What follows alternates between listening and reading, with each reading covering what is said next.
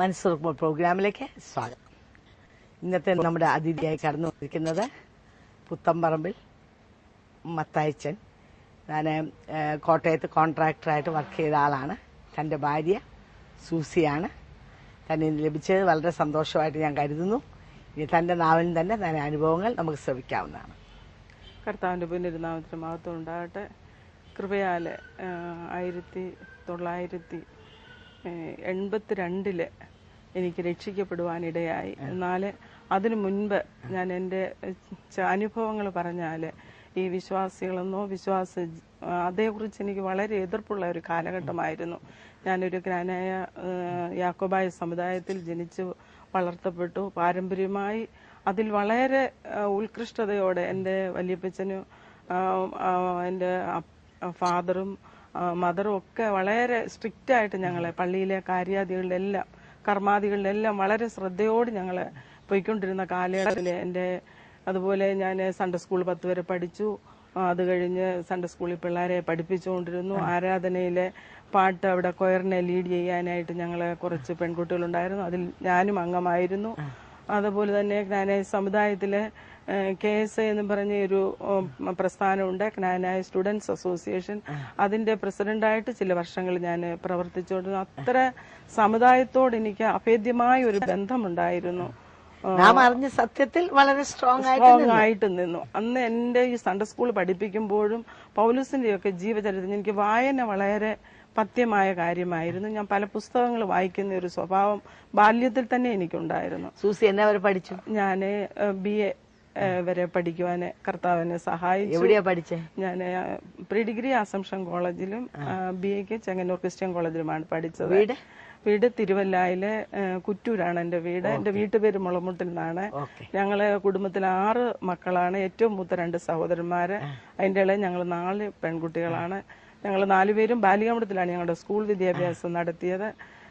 അങ്ങനെ വളരെ നല്ല കെട്ടുറപ്പില് അടിച്ചമർത്തപ്പെട്ട് തന്നെ പാരമ്പര്യമായിട്ട് ഞങ്ങളെ പഠിപ്പിച്ചും ഞങ്ങളുടെ മാതാവ് ഞങ്ങളെ വളരെ സ്ട്രിക്റ്റ് ആയിട്ട് വളർത്തിക്കൊണ്ടുവന്നു.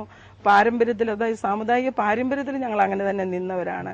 എന്നാലും ഞാൻ 7ാം ക്ലാസ്സിൽ പഠിക്കുമ്പോൾ എൻ്റെ മാതാവിന് പെട്ടെന്നൊരു അസുഖം ഉണ്ടാകുവാനും ഹോസ്പിറ്റലിൽ അഡ്മിറ്റ് ചെയ്തപ്പോൾ ഞങ്ങളുടെ വീട്ടിലെ ഹെൽപ്പ് ചെയ്യാനായിട്ട് അടുത്തുള്ള ഒരു വിശ്വാസ സഹോദരി ആക്കിയിട്ടാണ് എൻ്റെ അമ്മ പോയത്.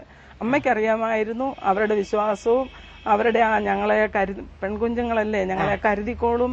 മൂത്ത സഹോദരന്മാർ 2 പേരും ജോലിയിലാണ്. ഒരാൾ എയർഫോഴ്സിലും ഒരാള് നേവിയിലും വർക്ക് ചെയ്യുന്നു. അപ്പൊ വീട്ടിൽ ഞങ്ങളെ ഇവര് സൂക്ഷിച്ചോളും, ഒരു സൂക്ഷിപ്പുകാരി എന്ന നിലയിൽ ഏൽപ്പിച്ചിട്ട് പോയതാണ്.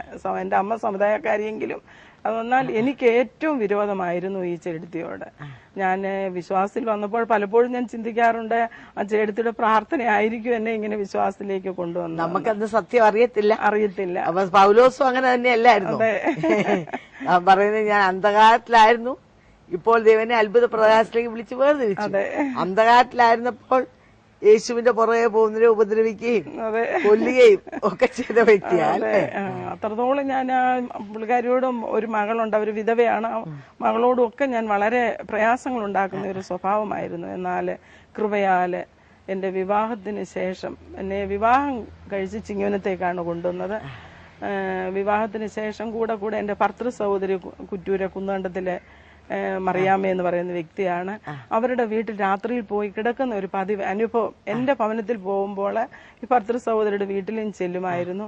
ആ രാത്രിയിൽ കൊച്ചമ്മയുടെ പ്രാർത്ഥന, ഇടിമുഴക്കം പോലെയുള്ള പ്രാർത്ഥനയാണ് എന്നെ രൂപാന്തരത്തിലേക്ക് നടത്തുവാൻ ഒരു പ്രധാന ഒരു വിഷയം എന്ന് പറയുന്നത് കൊച്ചമ്മയുടെ പ്രാർത്ഥനയാണ്. ബൈബിള് പറയുന്നുണ്ടല്ലോ, ഒരു സാക്ഷി മറ്റൊരു സാക്ഷിയെ ഉളവാക്കുന്നു. ഈ പറയുമ്പോൾ ഞാൻ കൊച്ചമ്മയെ കുറിച്ച് ഒരു വാക്ക് പറയേണ്ടിയിരിക്കുന്നു. തന്റെ ജീവിത അനുഭവത്തില് തനിക്ക് 5 ആൺമക്കളും ഒരു മകളുമാണുള്ളത്. അതിലെ 4 ആൺമക്കളും കല്യാണം കഴിച്ച സമുദായത്തിൽ നിന്നാണ്. മോളെ സമുദായത്തിൽ കെട്ടിച്ചു. എന്നാൽ ഈ 4 ആൺമക്കളുടെയും ഭാര്യമാര്, അതായത് മരുമക്കള് രക്ഷിക്കപ്പെടുവാൻ ഈ അമ്മായിയമ്മയുടെ കൂടെ നിന്ന് രക്ഷിക്കപ്പെടുവാനിടയായി. അത്ര ഒരു സ്ട്രോങ് ആയ ഒരു വിശ്വാസ ജീവിതം. അമ്മായിമ്മയുടെ ജീവിതം കണ്ട് അതെ മരുമക്കൾ രക്ഷയിലേക്ക് വന്നു, അങ്ങനെ തന്നെ പറയണം അല്ലേ? അപ്പൊ അതെന്തൊരു ഭാഗ്യകരമായ അവസ്ഥയാണ്. ഞങ്ങളെ കേൾക്കുന്ന പ്രേക്ഷകര് ഇത് ചിന്തിക്കുന്നുണ്ടായിരിക്കും.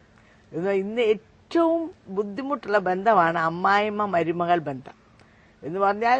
മോൻ കല്യാണം കഴിച്ച ഒരു പെങ്കൊച്ചിനെ കൊണ്ടുവന്ന് കഴിഞ്ഞാൽ പിന്നെ അയ്യോ മോൻ എന്നോടുള്ള സ്നേഹമല്ല ആ പെണ്ണിനോടായിപ്പോയി എന്ന് പറഞ്ഞ് ഇതിനിടയ്ക്ക് ഒന്ന് വിലങ്ങുതടിയായി നിൽക്കാൻ അമ്മായിമാര് പലരും ശ്രമിക്കാറുണ്ട്. ആ പെങ്കൊച്ചെ ഒന്ന് കരഞ്ഞു കാണാൻ, അല്ലെ മോനെ ആ കുട്ടിയെ ഒന്ന് വഴക്ക് പറഞ്ഞ് കാണാൻ കൊതിക്കുന്ന അമ്മായിമാരുണ്ട്. എന്നാൽ അതിന്റെ മധ്യത്തിൽ ആ അമ്മായിയമ്മയുടെ നല്ല നടപ്പ് കണ്ട്, അവരുടെ സ്നേഹം, അവരുടെ കരുതൽ കണ്ട് അവരും താൻ സേവിക്കുന്ന കർത്താവിനെ സേവിക്കാൻ വന്നു എന്ന് പറഞ്ഞാല് അത് അമ്മായിമ്മമാരായ നമ്മളെല്ലാവരും ഒന്ന് ചിന്തിക്കേണ്ടിയിരിക്കുന്നു. അനേകം അമ്മായിമാരെ എന്നെ കേൾക്കുന്നുണ്ടെന്ന് എനിക്കറിയാം. നിശ്ചയമായും ഒരു രൂത്തും നവോമിയും എപ്രകാരം ഒരുമിച്ച് നിന്നു, അല്ലേ?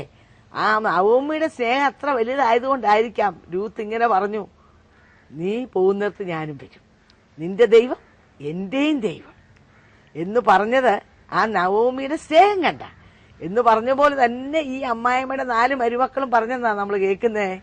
അമ്മച്ചിയുടെ ദൈവം ഞങ്ങളുടെയും ദൈവം, അമ്മച്ചി പിൻപറ്റുന്ന വിശ്വാസം ഞങ്ങളും പിൻപറ്റും എന്ന് പറഞ്ഞ് ആ വിശ്വാസത്തിലേക്ക് കടന്നവരായി തീർന്നു. ഈ സത്യം നമ്മളെ ഒന്ന് ചലഞ്ച് ചെയ്യട്ടെ. നമ്മുടെ മരുമക്കളെ നമ്മുടെ സ്വന്തം പെൺമക്കളെ പോലെ സ്നേഹിക്കാൻ നമുക്കിടയായാൽ നമ്മുടെ കുടുംബത്തിലെ അനേക പ്രശ്നങ്ങൾ ഇതുകൊണ്ട് ഒഴിവാകാൻ ഇടയായിത്തീരും.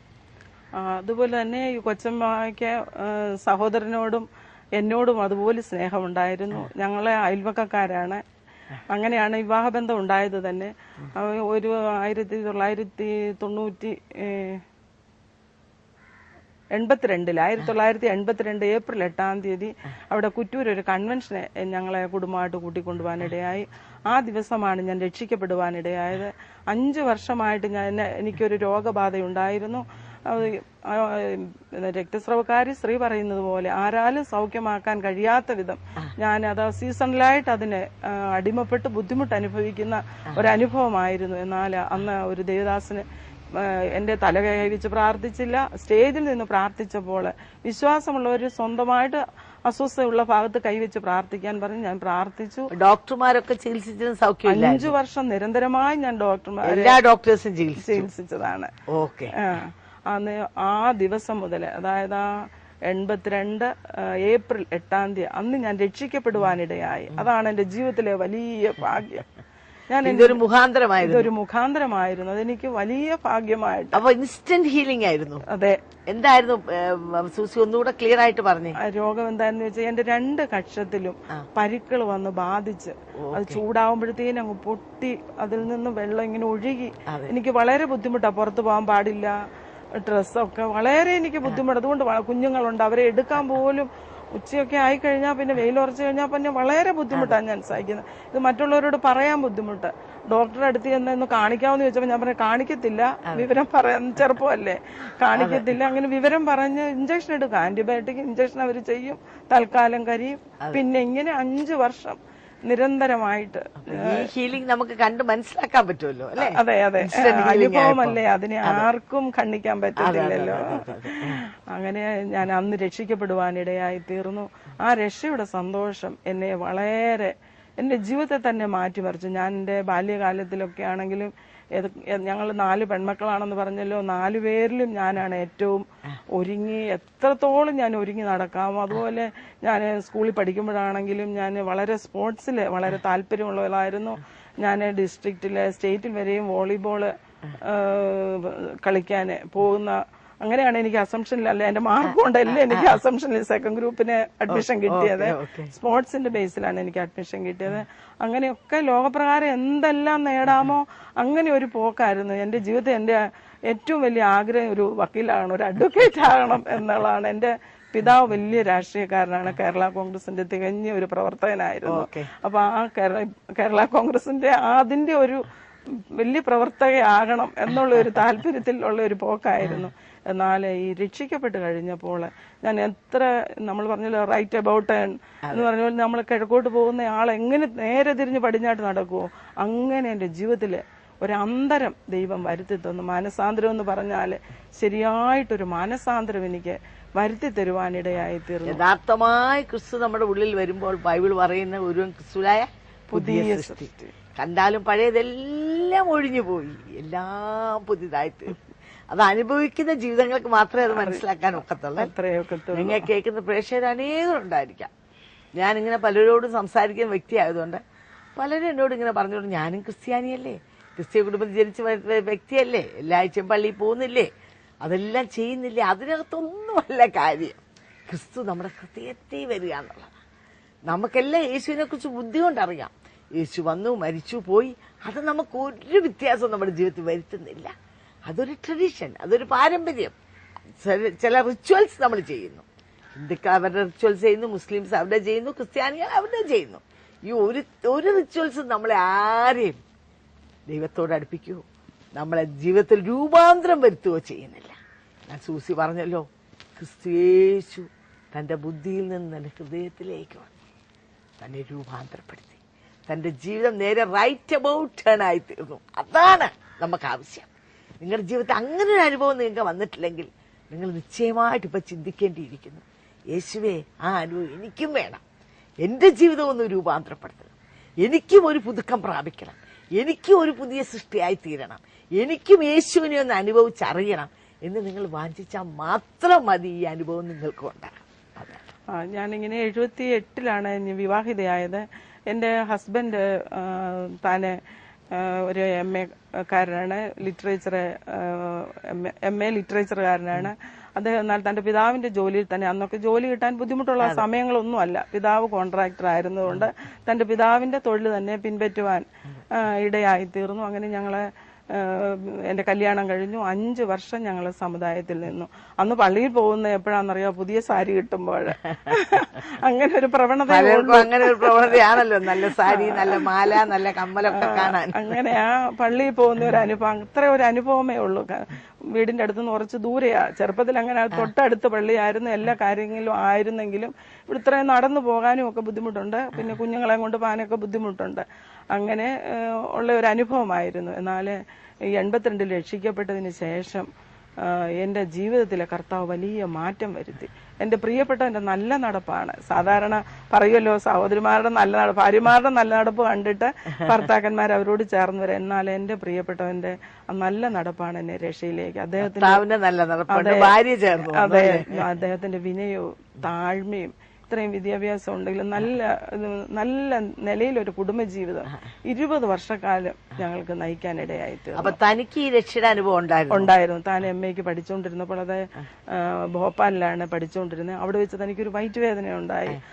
അവിടുത്തെ ഹമീദിയ മെഡിക്കൽ കോളേജ് എന്ന് പറഞ്ഞാൽ ഭയങ്കര മെഡിക്കൽ കോളേജാണ്. അവിടെ ട്രീറ്റ്മെന്റ് എടുത്തു, ഒരു കുറവുമില്ല. അവിടുത്തെ മെഡിക്കൽ കോളേജിന്റെ വരാന്ത കിടന്ന് ഉരുളുമായിരുന്നു എന്നാ പറയുന്നത്. ഇവിടെ ചെത്തിപ്പഴ വന്നു, ഒരാഴ്ചയോളം അഡ്മിറ്റായി, അതിലും സൗഖ്യം കണ്ടില്ല. പിന്നെ തന്റെ പിതാവിന്റെ ഒരു സഹോദരി കലിശ്ശേരി ചക്കുമുട്ടിലുണ്ട്. കൊച്ചമ്മയുടെ അടുത്ത് ചെന്നു.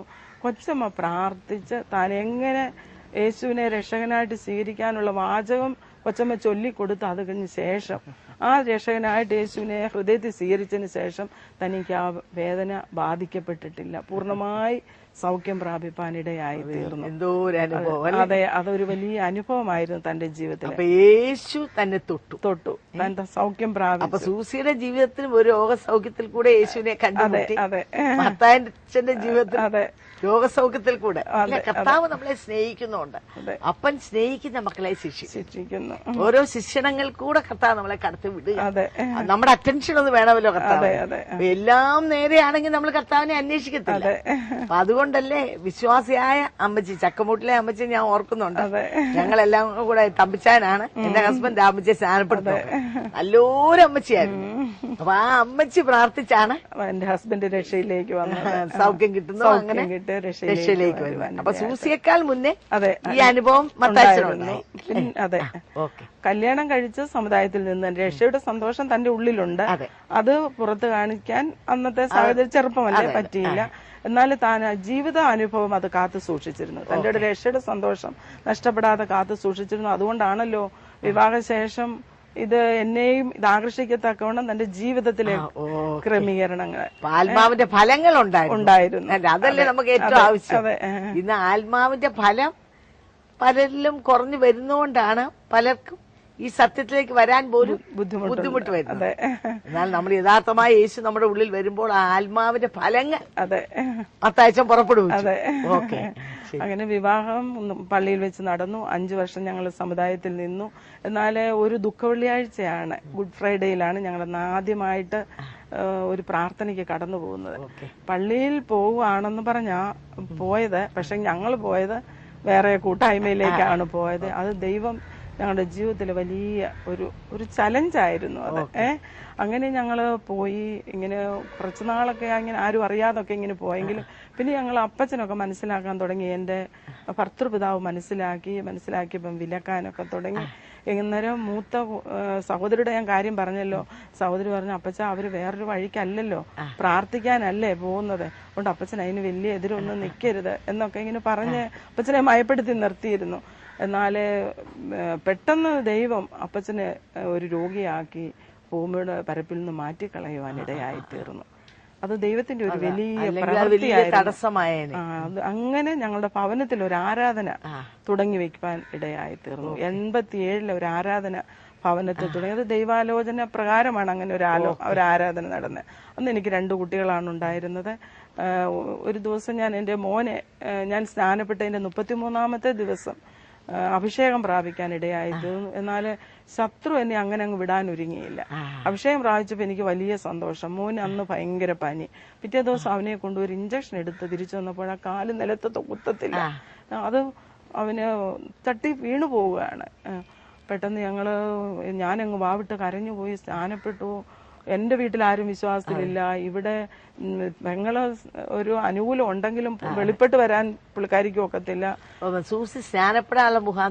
സ്നാനപ്പെടാനുള്ള മുഖാന്തരം ഈ രക്ഷയുടെ സന്തോഷം വന്നു കഴിഞ്ഞപ്പോൾ എന്നെ പിൻപറ്റുന്ന ഒരു ചോദ്യമുണ്ട്, ഇന്ന് നീ മരിച്ചാൽ നിന്റെ നിത്യത എവിടെ? അങ്ങനെയുള്ള ഒരു ചോദ്യം എന്നെ പിൻപറ്റിക്കൊണ്ടിരുന്നു. ഒരു കർത്തൃദിവസം ഞാൻ ആരാധനയ്ക്ക് എന്റെ പ്രിയപ്പെട്ടവന്റെ കൂടെ കടന്നുപോയി. അന്ന് അവിടെ വെച്ച് ഒരു ദൈവദാസൻ എന്നോട്, ഞാൻ അന്ന് സാക്ഷ്യം പറയുന്നില്ല എന്നുള്ള തീരുമാനത്തിലിരുന്നെങ്കിൽ ഇനിയും ആരെങ്കിലും ഉണ്ടോ എന്ന് ചോദിച്ചപ്പോൾ ആരോ എന്നെ പുഷ് ചെയ്ത് എഴുന്നേൽപ്പിക്കുന്ന പോലാണ്. എഴുന്നേറ്റ് നിന്നതേ ഉള്ളൂ. ഞാൻ ദൈവത്തിന്റെ പുണ്യനാമത്തിന് മഹത്വം ഉണ്ടാകട്ടെ ഇത്രേ പറഞ്ഞുള്ളൂ.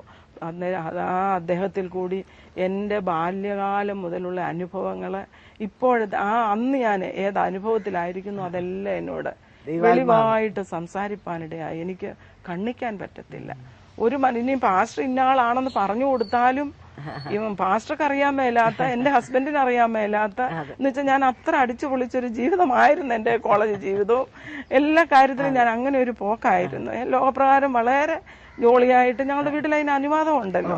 പറഞ്ഞില്ലേ, എന്റെ പിതാവ് ഒരു രാഷ്ട്രീയക്കാരനായതുകൊണ്ട് എനിക്കും ഒരു അഡ്വക്കേറ്റ് ആണോ എന്നുള്ള ചിന്ത ആയതുകൊണ്ട് അതിനുള്ള അനുവാദമുണ്ട്, ഫ്രീഡം ഉണ്ട്.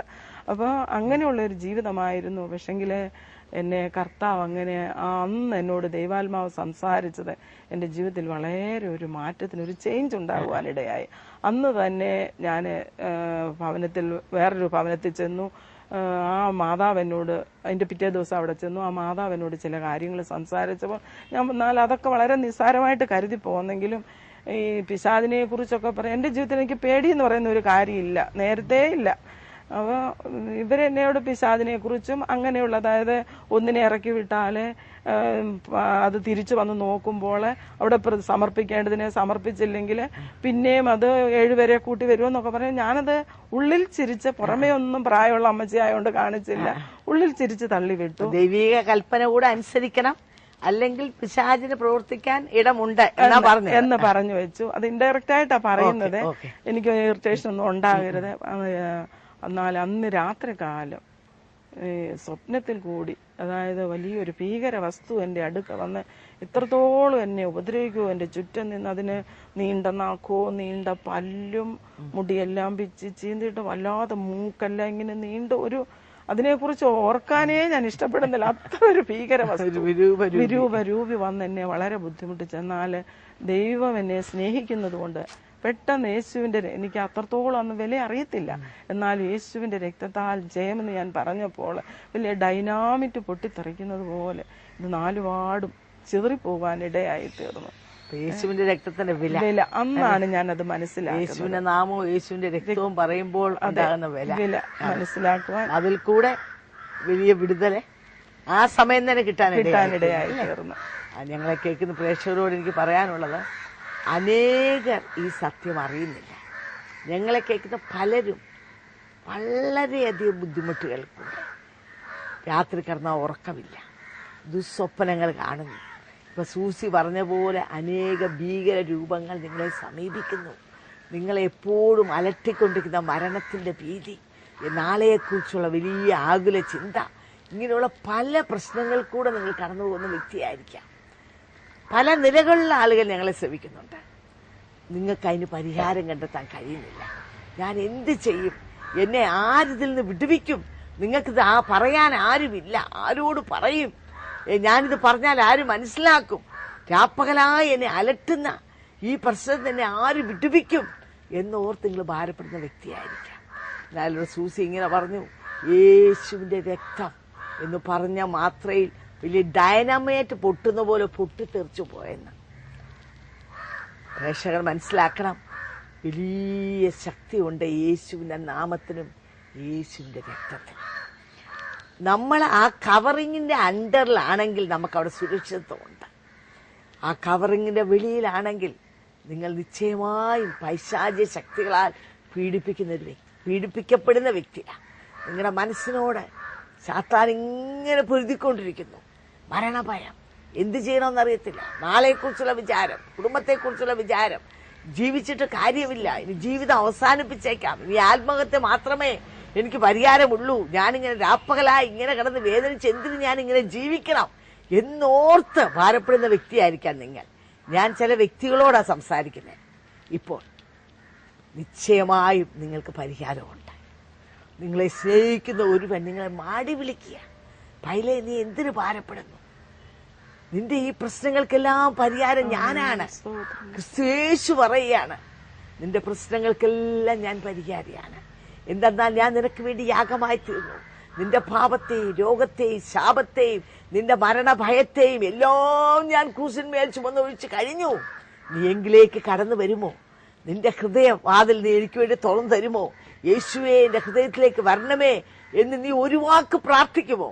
നിന്റെ ഹൃദയത്തിലേക്ക് വന്ന് നിന്നെ ഈ പ്രശ്നങ്ങളിലെല്ലാം വിട്ടുപിച്ച് ഉദ്ധരിച്ച് നിനക്ക് സമാധാനവും സന്തോഷവും നൽകി നിന്നെ പുതിയ സൃഷ്ടിയാക്കി മാറ്റി നിന്റെ ഹൃദയത്തിന്റെ ആഗ്രഹം നിനക്ക് നൽകിത്തന്ന് സന്തോഷകരമായ ഒരു ഭാവി ഒരുക്കി തരുവാൻ കർത്താവ് നിങ്ങളെ സ്നേഹത്തോടെ വിളിക്കുന്നു.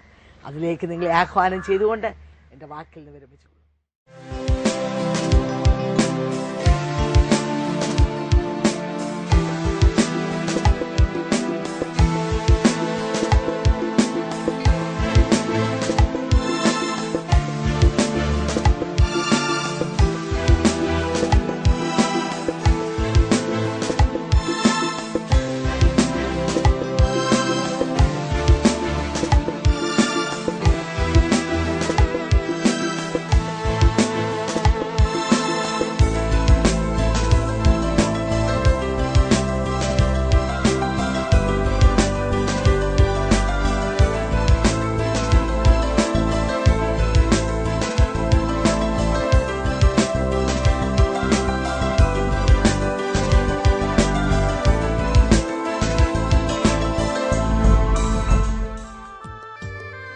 ഈ പ്രോഗ്രാം നിങ്ങൾക്ക് തീർച്ചയായും ഒരു അനുഗ്രഹമായി തീർന്നെന്ന് ഞങ്ങൾ വിശ്വസിക്കുന്നു. നിങ്ങൾക്ക് എന്തെങ്കിലും അഭിപ്രായങ്ങളോ പ്രാർത്ഥന വിഷയങ്ങളോ ഉണ്ടെങ്കിൽ ഞങ്ങളുമായി ബന്ധപ്പെടുക. ഞങ്ങളുടെ മേൽവിലാസം new India church of God, Bethesda communications, Chingavanam, Kottayam. Phone number 0481-243-0329, 653339. Mobile number 9447578202. Email ID mariammathampi@yahoo.com. അടുത്ത ആഴ്ച ഇതേ സമയം വീണ്ടും കാണാം. ദൈവം നിങ്ങളെ അനുഗ്രഹിക്കട്ടെ.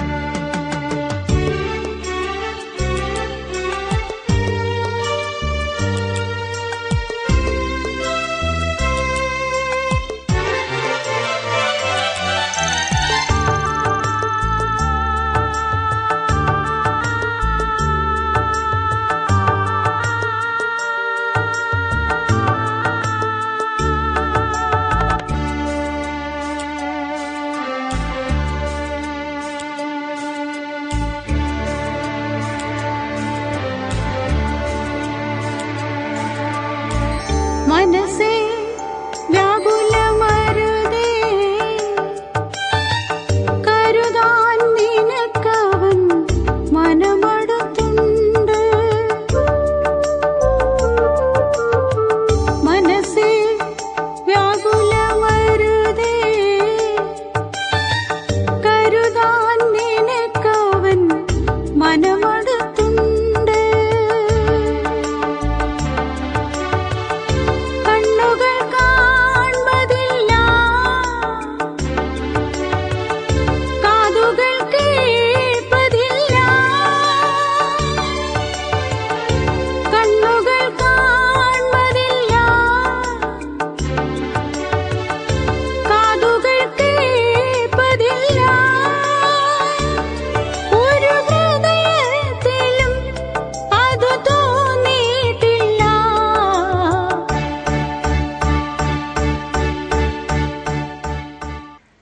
മനസ്സോർക്കുമ്പോൾ പ്രോഗ്രാമിലേക്ക് സ്വാഗതം.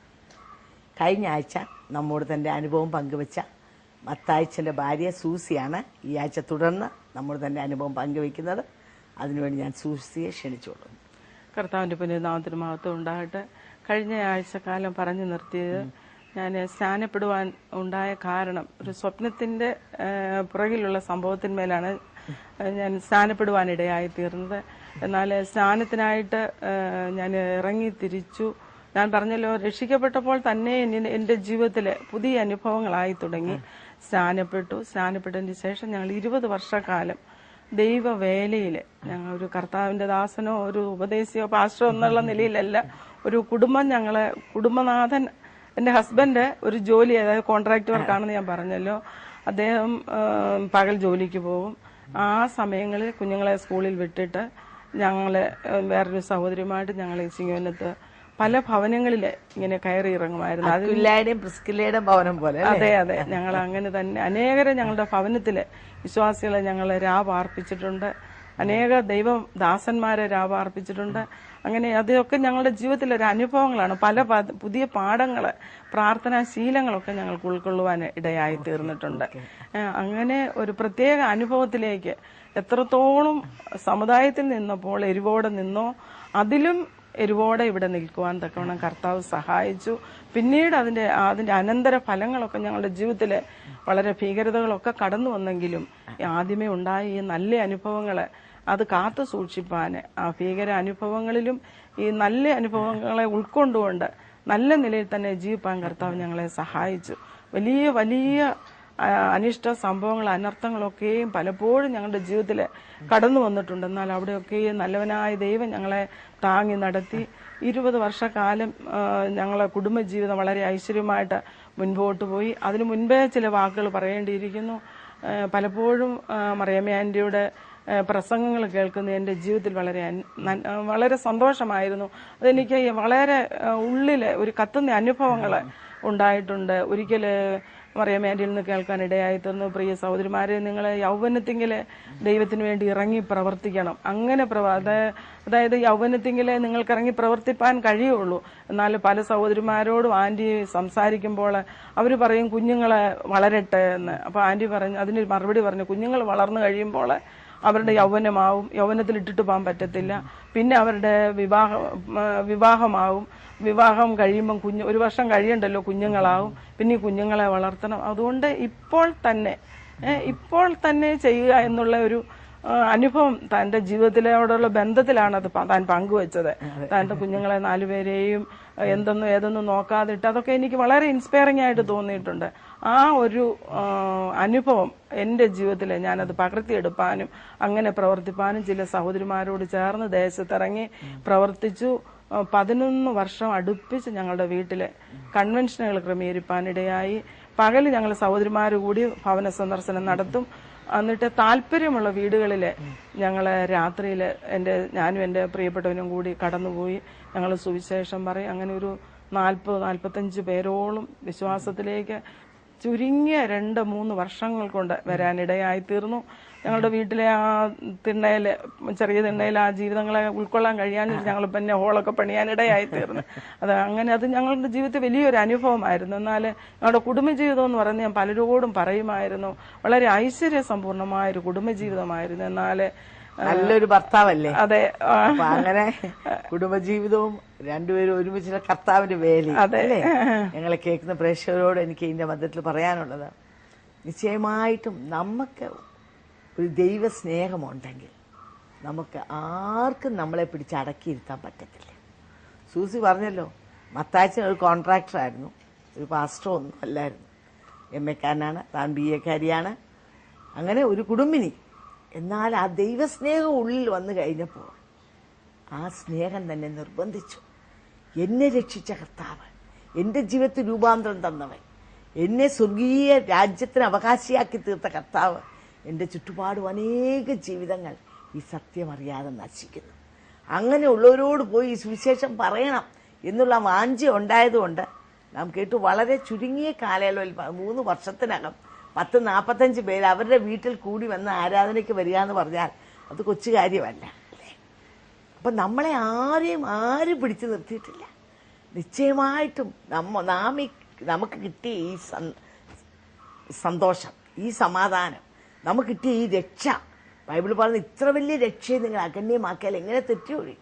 ഒരു വലിയ രക്ഷയാണ് നമുക്ക് കിട്ടിയിരിക്കുന്നത്. അത് നമ്മൾ മറ്റുള്ളവരായി നിശ്ചയമായും പങ്കുവെക്കണം. അപ്പം അതിന് നമുക്കിതൊന്നും തടസ്സമല്ല.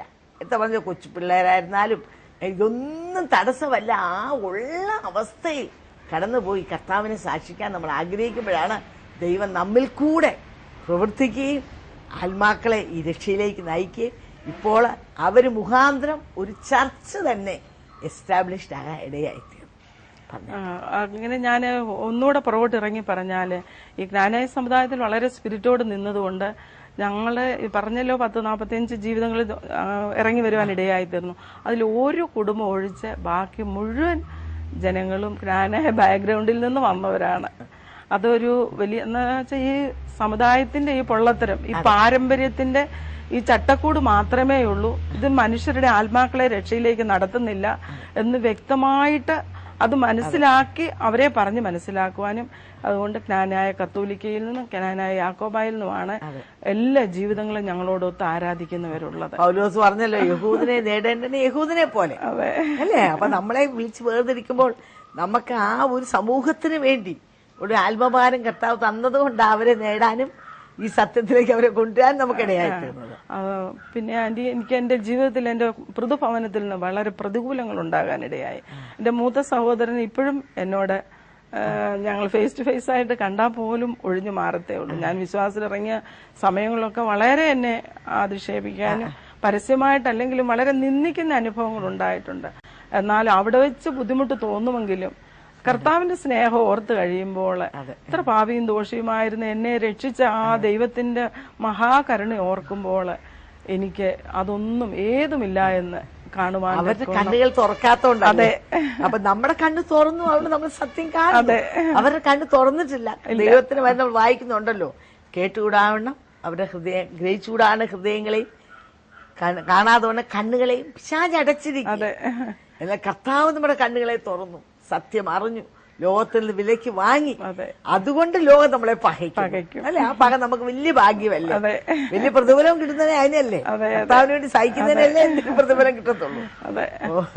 പിന്നെ എന്റെ ജീവിതത്തിൽ പിന്നീട് ഞങ്ങൾ അങ്ങനെ വീട്ടിൽ 9 വർഷക്കാലം ആരാധന നടക്കുവാനിടയായി.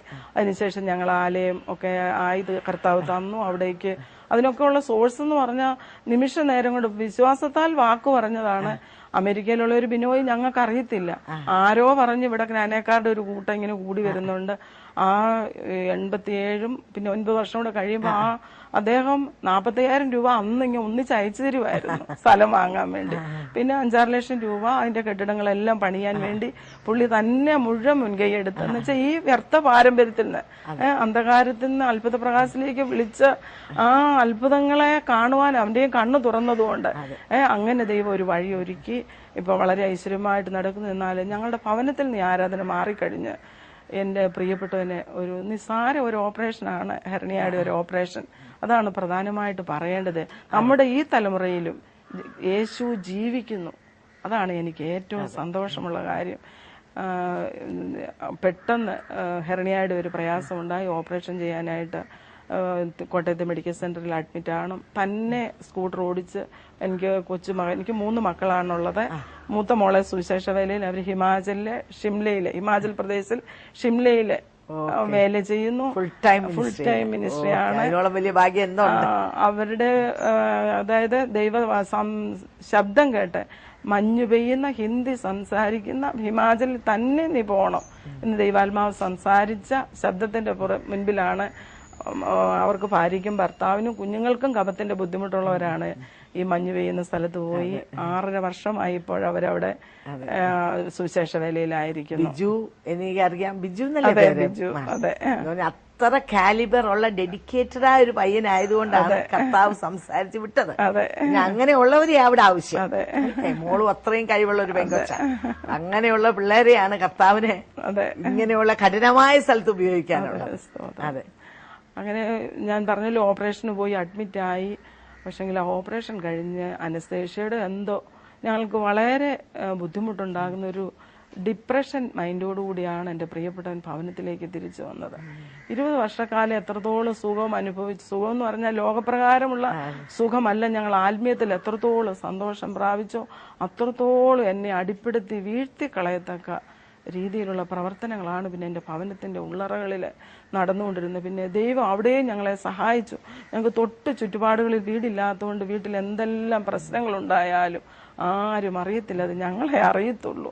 അത്രയ്ക്കോളം എന്ന് വെച്ചാൽ എങ്ങനെ ഒരു മാനസിക രോഗി ഒരു വീടിന്റെ ഉള്ളിൽ പ്രവർത്തിക്കുമോ അത്ര തരത്തില് വളരെ ബുദ്ധിമുട്ടുകൾ, പ്രയാസങ്ങള്, സൂയിസൈഡ് ചെയ്യാൻ ആഗ്രഹിച്ചു, അങ്ങനെയൊക്കെ ഒത്തിരി. പക്ഷെ അവിടെയും ഞാൻ പറയും ദൈവം തന്ന ജീവനെ എന്നോട് ഇങ്ങനെ പറയും, ബുദ്ധി ഉപദേശിക്കാം, നമുക്ക് 5 പേർക്കും കൂടി ഇങ്ങനെ അങ്ങ് നമ്മൾ തീർന്നേക്കാം, നമ്മൾ ജീവിക്കുന്നത് തന്നെ നാണംകേടാണ്, നമ്മൾ ഇറങ്ങി തിരിച്ചിട്ട് ഇങ്ങനെ ആയി പോയല്ലോ, അങ്ങനെ വളരെ പിറുപിറുക്കുന്ന ഒരു അനുഭവത്തിലേക്ക് തന്നെ വലിച്ചിഴക്കപ്പെടുവാൻ ഇടയായി തീർന്നു. ഇത്രയും കർത്താവിന് വേണ്ടി പ്രയോജനപ്പെട്ട് ആ ഭവനത്തിൽ ആരാധന വരെ ഉയർന്നപ്പോൾ എങ്ങനെങ്കിലും തകർത്ത് കളയാനുള്ള ശത്രുവിന്റെ അടവ്. അതെ അല്ലേ? അതെ അതെ. നിങ്ങളുടെ മനസ്സിനെ തകർത്ത് നിങ്ങളെ നശിപ്പിച്ച് സൂയിസൈഡ് ചെയ്യാൻ തീർന്നില്ലേ? അതെ. ഇതെല്ലാം ഓടിയത് അധ്വാനിച്ചെല്ലാം തീർന്നു, എല്ലാം പിന്നെ നിത്യനരകത്തിൽ പോയി. അതെ അതെ.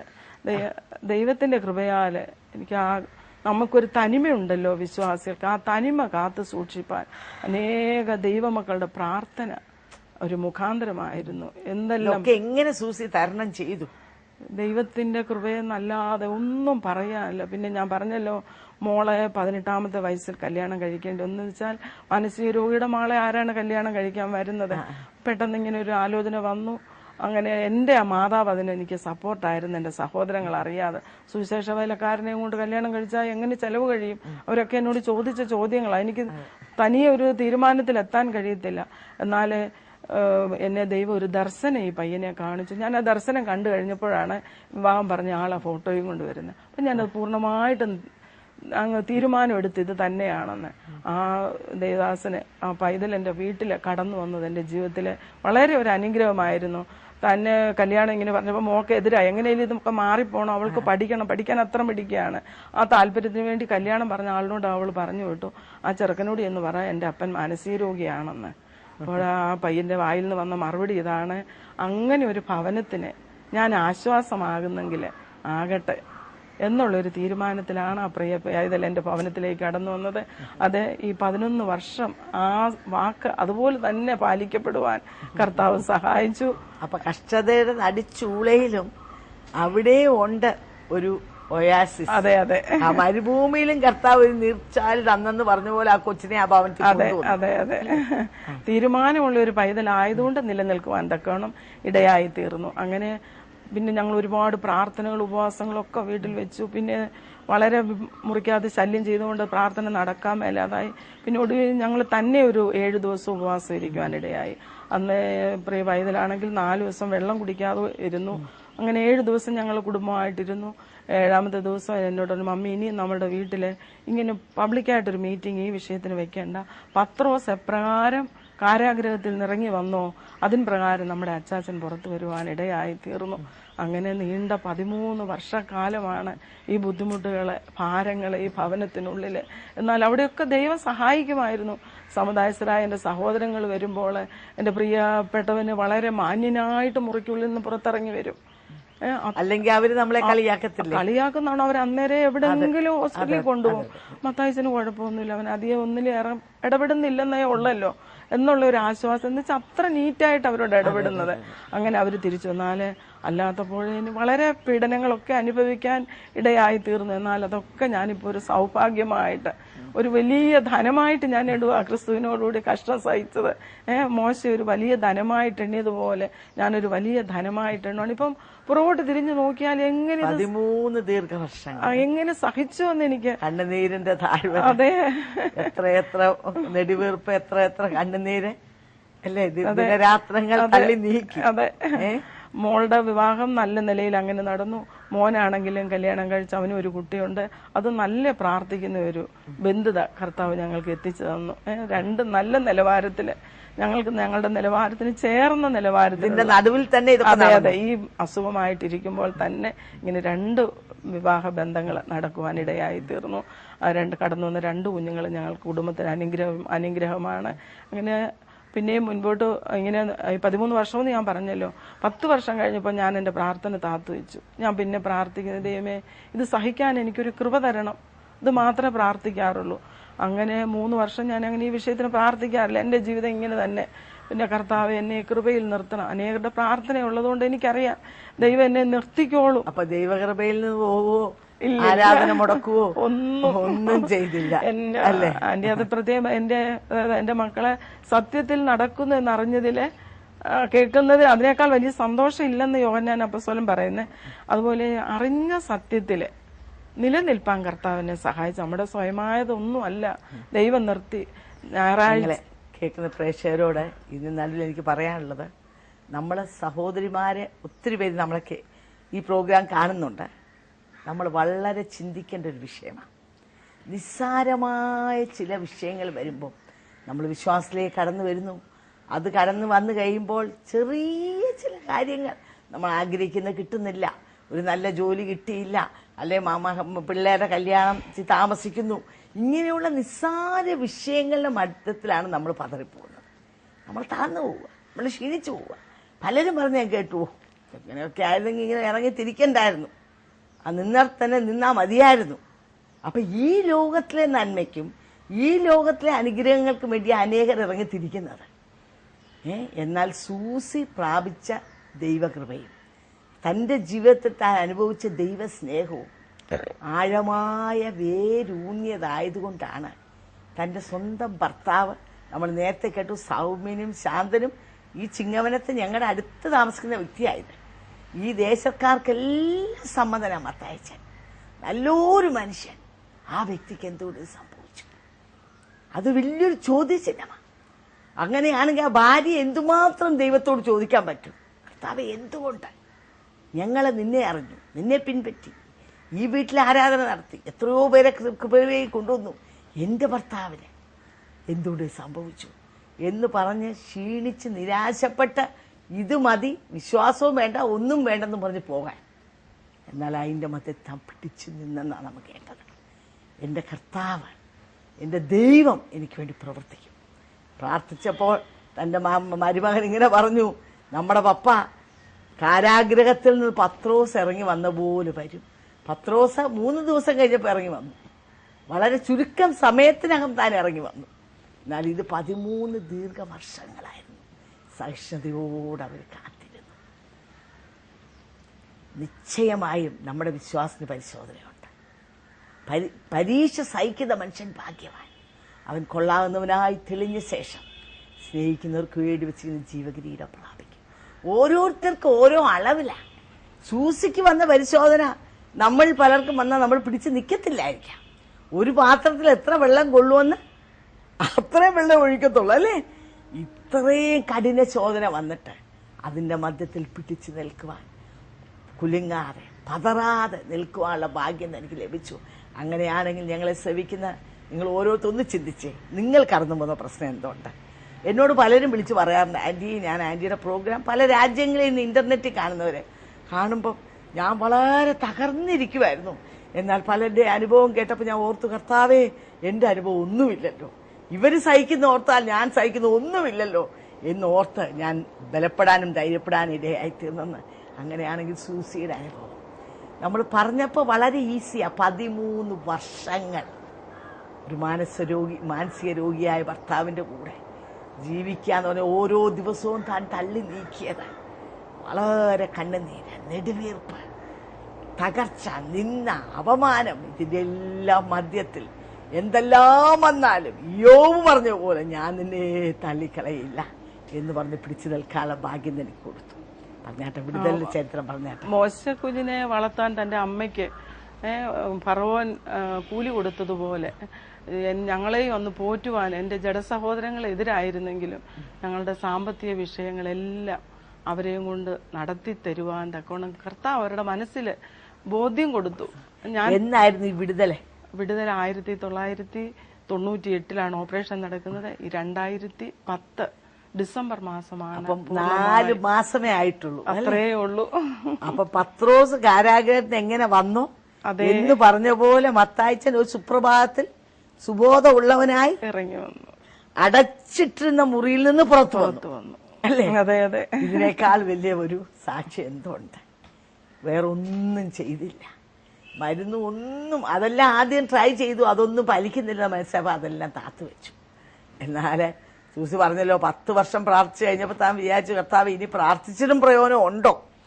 3 വർഷം താൻ എന്ത് ചെയ്തു? ദൈവകരങ്ങളിൽ ആ വിഷയം അങ്ങ് പരമേൽപ്പിച്ചു. അന്ന് അങ്ങ് റിലാക്സ് ചെയ്തു.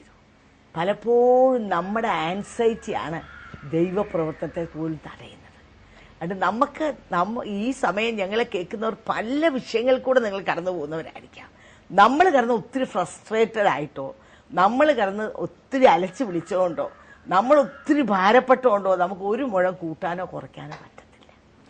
അവിടെ നിന്ന് പ്രാകാം, അവിടെ നിന്ന് പിറുപിറുക്കാം, അവിടെ ദൈവത്തെ പഴിക്കാം, തള്ളിപ്പറയാം, ഇങ്ങനെയൊക്കെ നമുക്ക് ചെയ്യാം. പക്ഷെ അതൊന്നും നമുക്കൊരു ഗുണവും ചെയ്യാൻ പോകുന്നില്ല. എന്നാൽ സമ്പൂർണമായി ദൈവകരങ്ങളിൽ ഏൽപ്പിച്ചിട്ട് നിശ്ചയമായി എൻ്റെ ദൈവം എനിക്ക് വേണ്ടി അത്ഭുതം പ്രവർത്തിക്കും, എൻ്റെ ദൈവത്തിന് അസാധ്യം ഒന്നുമില്ല എന്ന് പറഞ്ഞ ദൈവകരങ്ങൾ പറഞ്ഞ 3 വർഷം പിന്നെ കൂടുതൽ പ്രാർത്ഥിക്കാൻ പോലും പോയില്ല. എന്ന് പറഞ്ഞാൽ 10 ഇഷ്ടം പോലെ പ്രാർത്ഥിച്ചു 10 വർഷം, അല്ലേ? അപ്പൊ പിന്നത്തെ 3 വർഷം താൻ കർത്താവിനെ കാത്തിരിക്കുകയായിരുന്നു. ദൈവകരങ്ങളിൽ വിഷയം പരമേൽപ്പിച്ചിട്ട് അത് കർത്താവിന് വലിയ ഇഷ്ടമാണ്. എന്ന് പറഞ്ഞാൽ കർത്താവിനെ വിഷയം പരമേൽപ്പിക്കുക. നമുക്ക് ഈ വിശ്വാസവും അടയാളക്കെട്ടും കൂടെ ആവശ്യമില്ല. കർത്താവിനെ സമ്പൂർണ്ണമായി വിശ്വസിക്കുകയാണെങ്കിൽ പിന്നെ നമ്മൾ കിടന്നുകൊണ്ട് വെപ്രാളം പിടിക്കേണ്ട ഒരു ആവശ്യമില്ല. അതുകൊണ്ട് കർത്താവെ നീ പ്രവർത്തിക്കണേ എന്ന് പറഞ്ഞ് കർത്താവിനെ പരമേൽപ്പിച്ചു. ഒരു സുപ്രഭാതത്തിൽ സമ്പൂർണ്ണ വിടുതലോടുകൂടെ മത്തായിച്ചൻ 4 മാസങ്ങൾക്ക് മുമ്പ് മുറിയിൽ നിന്ന് പുറത്തു വന്നു. ഈ ദൈവം ഇന്നും ജീവിക്കുന്നു, യേശു ഇന്നും ജീവിക്കുന്നു.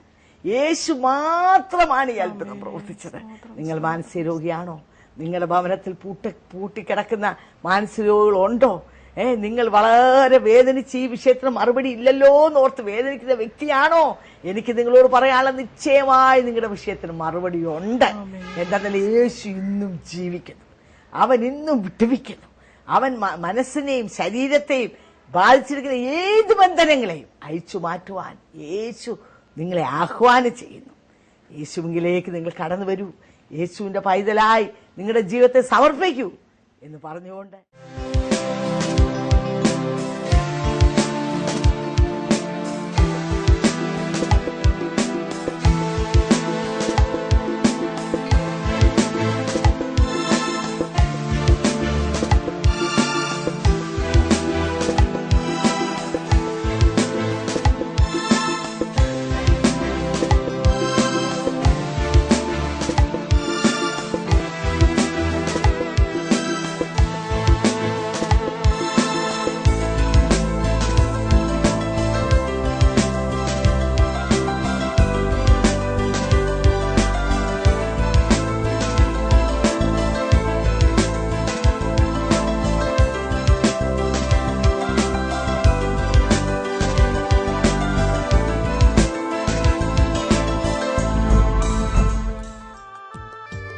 ഈ പ്രോഗ്രാം നിങ്ങൾക്ക് തീർച്ചയായും അനുഗ്രഹമായി തീർന്നെന്ന് ഞങ്ങൾ വിശ്വസിക്കുന്നു. നിങ്ങൾക്ക് എന്തെങ്കിലും അഭിപ്രായങ്ങളോ പ്രാർത്ഥന വിഷയങ്ങളോ ഉണ്ടെങ്കിൽ ഞങ്ങളുമായി ബന്ധപ്പെടുക. ഞങ്ങളുടെ മേൽവിലാസം new India church of God, Bethesda communications, Chingavanam, Kottayam. Phone number 0481-243-0329, 653339. Mobile number 9447578202. Email ID mariammathampi@yahoo.com. അടുത്ത ആഴ്ച ഇതേ സമയം വീണ്ടും കാണാം. ദൈവം നിങ്ങളെ അനുഗ്രഹിക്കട്ടെ.